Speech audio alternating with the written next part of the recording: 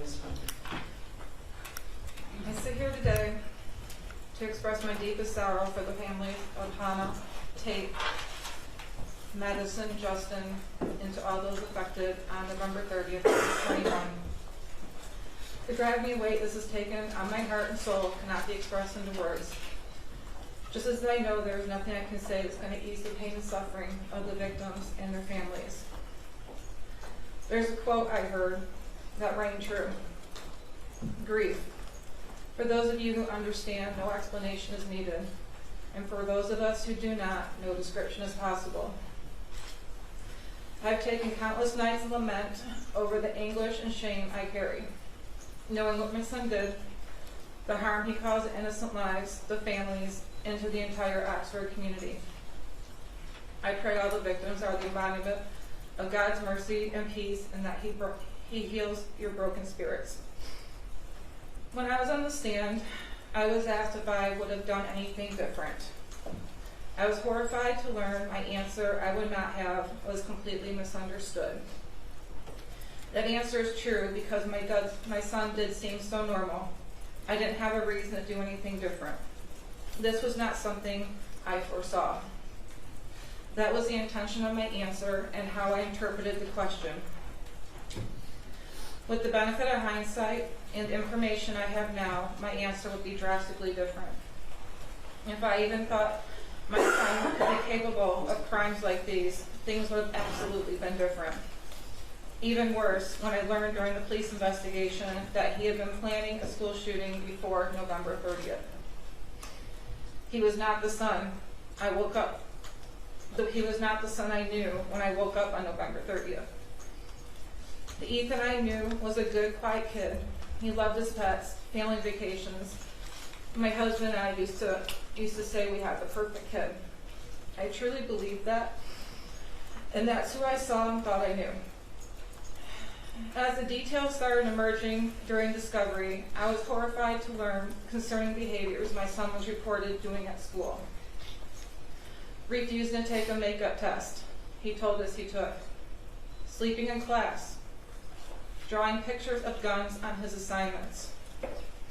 Writing, quote, "My family is a mistake."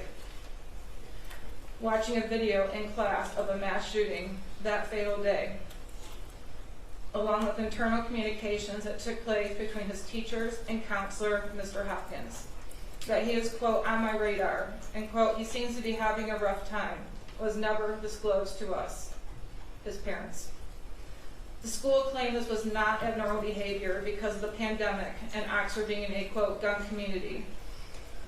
To say I was furious to learn this information is an understatement. This is not normal behavior to us and very different than what Ethan led us to believe was happening at school. Not only were we left in the dark about previous concerning behavior, but in the counselor's office that morning, none of those previous issues were brought to our attention. I can't stop thinking, had they been, the conversation that morning would have been much different. That we would have taken a deep dive into what's really been going on with my son. I wonder if Hopkins and EJAC have those same regrets too. Instead, we were led to believe, not only from Hopkins and EJAC, but from Ethan as well, that this was an isolated event. We felt confident in trusting the professional's advice to let him stay in school that day. Quote, he does not pose a threat to himself or others. It was suggested that him being around peers would probably be good. We agreed. We were never asked to take him home that day. If that was discussed as the best course of action, we would have obliged. The prosecution keeps saying we didn't give them the big picture that morning in the counselor's office. But what they failed to acknowledge is the bigger picture the school did not give us. I'm not the same person I was prior to November 30th, 2021.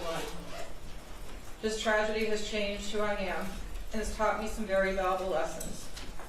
It said in suffering we gain wisdom. I've also gained God.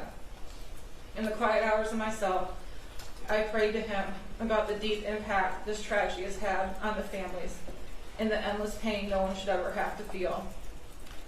For it is God who holds a true understanding of our pain. I've also learned to depend on Him for peace and strength. Alone, I'm not strong enough. I've have learned that we cannot tell or predict what will happen to us in this life. One day you wake up and everything can change. We can, however, decide what happens in us, how we take it, what we do with it. And that's what really matters in the end. That's the test of living, is how we take the unimaginable, the tragedies, the raw hardships, and make them a thing of worth and beauty. I've also learned to never think this could not happen to you, and stereotype that bad kids come from bad parents. The prosecution has tried to mold us into the type of parents society wants to believe are so horrible, only a school or mass shooter could be bred from. This is a very trivial assumption to have. We were good parents. We were the average family. We weren't perfect, but we loved our son and each other tremendously. Everything we strived for was to make sure our son had the best life we could give him, to grow up with traditions and experiences we had, to be the best person he could be.